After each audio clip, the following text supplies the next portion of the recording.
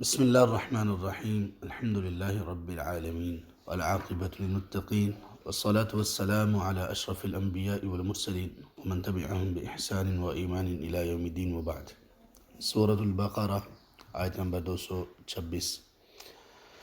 اعوذ باللہ من الشیطان الرجیم للذین یؤلون من نسائهم تربص 4 اشہر۔ ان لوگوں کے لیے جو ایلا کرتے ہیں اپنی بیویوں سے انتظار کرنا ہے 4 مہینے۔ فَإِن فَاءُوا سو اگر وہ لوٹ آئیں فَإِنَّ اللَّهَ غَفُورٌ رَحِيمٌ سو بلا شبہ اللہ تعالیٰ بہت معاف کرنے والے اور رحم کرنے والے ہیں۔ وَإِنْ عَزَمُوا الطَّلَاقَ اور اگر وہ پختہ ارادہ کر لیں طلاق کا فَإِنَّ اللَّهَ سَمِيعٌ عَلِيمٌ سو بلا شبہ اللہ تعالیٰ خوب سننے والے اور خوب جاننے والے ہیں۔ اس سے پہلے 2 آیات میں قسم کے متعلق اللہ تعالیٰ نے ہدایات بیان کی کہ قسم کی وجہ سے کسی خیر کے کام سے پیچھے نہیں رہنا چاہیے، اور اسی طرح یہ بھی بتایا گیا کہ کون سی قسم ایسی ہے جس پر مواخذہ نہیں ہونے والا، اور اس کے ضمن میں ہم نے یہ بھی پڑھا کہ کون کون سی قسمیں ایسی ہیں جن پر کفارہ ہے اور جن پر کفارہ نہیں ہے۔ اب چونکہ قسم کی بات چلی تھی تو اب اس آیت میں جو ابھی ہم نے پڑھی آیت نمبر 226، اس میں بھی ایک قسم کا ذکر ہے۔ اس قسم کا نام ہے ایلا، اور یہ قسم خاص ہے خامند کے لیے جو وہ بیوی کے متعلق اٹھاتا ہے، اور یہ قسم یہ ہوتی ہے کہ وہ قسم کھا کر یہ کہے کہ میں آپ کے قریب نہیں آؤں گا، اور یہ قسم کھانے کے بعد اس کی زیادہ سے زیادہ مدت 4 ماہ ہو سکتی ہے، 4 ماہ تک ہو سکتی ہے، 4 ماہ سے کم یا 4 ماہ تک۔ نبی صلی اللہ علیہ وسلم نے بھی اپنی زندگی میں اپنی بیویوں سے ایلا کیا تھا، اور آپ نے قسم کھائی تھی کہ میں 1 مہینہ تک آپ لوگوں کے پاس نہیں آؤں گا، اور نہ آنے سے مراد ایک عدم جماع ہے، جماع نہیں کروں گا۔ تو آپ صلی اللہ علیہ وسلم پھر 29 دن جب گزرے تھے تب آپ تشریف لائے، سیدہ عائشہ رضی اللہ عنہ کے پاس آئے تو انہوں نے کہا کہ اللہ کے رسول ابھی تو 29 دن میں ہیں، تو آپ نے فرمایا کہ مہینہ 29 کا بھی ہوتا ہے، تو اس وقت چاند 29 کا تھا۔ تو یہ ایلا ہے، یہ خاص قسم ہے جو خاوند بیوی کے لیے کھاتا ہے کسی بات کی بنیاد پر، کوئی مسئلہ، کوئی ناراضگی، پریشانی، اس کی وجہ سے۔ اس کا حل اللہ تعالیٰ نے ان آیات میں بیان کیا کہ اگر ایسا ہو تو پھر اس کی اس کی رولنگ کیا ہے، اور حدیث میں اس کی مدت کو بھی بیان کر دیا گیا۔ اس سے پہلے کہ اس کو ہم بیان کریں، اس پر غور کرنا چاہیے کہ اسلام نے میاں بیوی کے درمیان اتفاق کے لیے کوئی ایک راہ بھی نہیں چھوڑی جس کو بیان نہ کیا ہو۔ پہلے یہ کہا کہ عاشروہن بالمعروف، ان کے ساتھ اچھے طریقے سے پیش آؤ۔ پھر اس کے بعد یہ کہا کہ اگر کچھ باتیں بری لگتی ہیں تو جو اچھی لگتی ہیں ان کو مد نظر رکھو، اگر وہ بری لگنے والی باتیں کوئی ایسی بڑی باتیں نہیں ہیں کہ جن کو اگنور نہ کیا جا سکے، اور معاف کرنے کی ترغیب دلائی، حسن معاشرت کی ترغیب دلائی، حقوق ہر اعتبار سے، ہر طرح سے، مالی ہوں یا دوسرے، ان کو پورا کرنے کا کہا، اور اسی طرح سے محبت کو قائم کرنے کے لیے بہت ساری باتیں، طریقے بتائے، اور ان میں بنیادی بات یہ ہے کہ دین پر میاں بیوی جب تک رہیں اور ایک دوسرے کے مددگار رہیں دین پر، تو اللہ تعالیٰ محبت دلوں میں بڑھاتے رہتے ہیں۔ جب دین کمزور پڑتا ہے تو تب سب کچھ کمزور پڑ جاتا ہے، رشتے، تعلقات سب کمزور پڑ جاتے ہیں۔ کس نے ایک چارٹ سا بنایا، بڑا اچھا چارٹ تھا، اس نے لفظ اللہ لکھا اوپر، اور نیچے تکون ایک بنائی، ٹرائی اینگل ایک ڈبہ بنایا، ایک سائڈ پر لکھا بیوی اور ایک سائڈ پر خاوند لکھا۔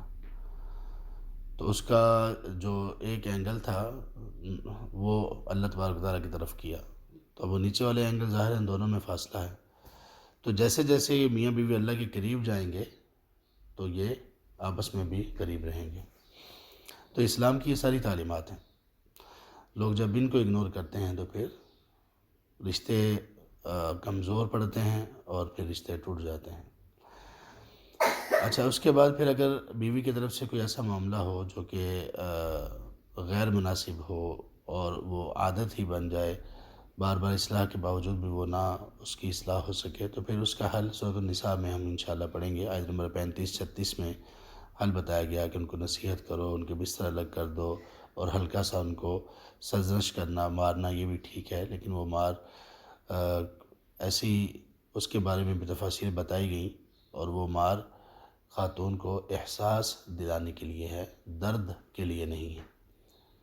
ایک جو خاتون ہے جس میں ایمان حیا ہو، اس کے لیے اتنا ہی کافی ہے کہ شوہر اس کا ہاتھ اٹھا لے، بس بے شک نہ مارے، نیچے کر لے۔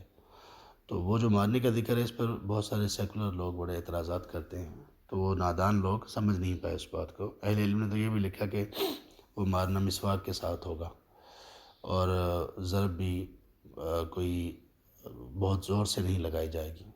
مسواک کے ساتھ مارنا کیا ہوتا ہے؟ کچھ بھی نہیں ہوتا، تو وہ اصل میں احساس دلانے کے لیے ہے۔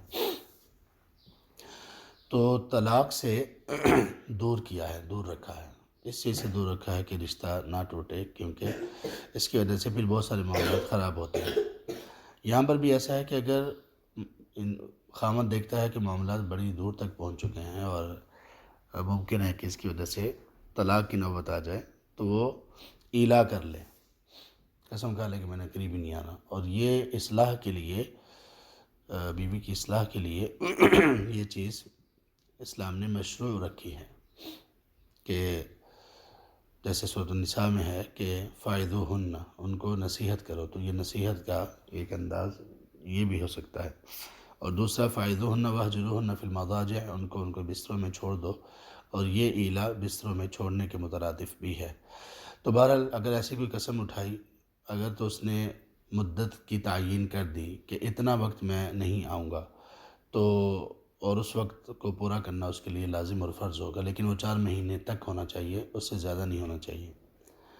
لیکن اگر اس نے مدت کی تعیین نہیں کی، بس یہ کہا کہ میں ابھی آپ کے قریب نہیں آؤں گا، تو پھر 4 مہینے کے بعد اس کو لازمی طور پر یا تو واپس آنا ہوگا یا طلاق دینا ہوگی، دونوں میں سے کوئی ایک کام کرنا ہوگا۔ وہ اپنی بیوی کو یوں لٹکائے گا نہیں، جیسے جاہلیت میں لوگ اس طرح سے اس کو معلق کر کے رکھتے تھے، اور آج بھی جن لوگوں میں جہالت ہے، اسلام نہیں، اس میں بھی ایسا ہی ہوتا ہے۔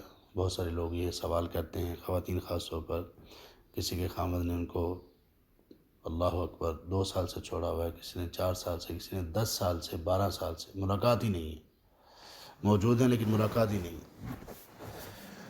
تو اسلام نے اس پر پابند کیا کہ 4 مہینے کے بعد وہ یا تو طلاق دے تو یا پھر رجوع کرے، اور اگر وہ ایسا نہ کرے تو پھر نبی صلی اللہ علیہ وسلم کی تعلیمات اور اسلام کی تعلیمات یہ ہیں کہ حاکم، قاضی، وہ ان کے درمیان فیصلہ کرے گا، اور وہ قاضی مجبور کرے گا، عدالت کورٹ مجبور کرے گا اس شخص کو کہ یا واپس آؤ یا پھر طلاق دو۔ تو یہ بات اللہ تعالیٰ نے یہاں پر بیان فرمائی ہے کہ وہ لوگ جو ایلا کرتے ہیں اپنی بیویوں سے، تربص اور بات اشہر، تو 4 مہینے تک انتظار کرنا ہوگا، یعنی 4 مہینے زیادہ سے زیادہ مدت ہے۔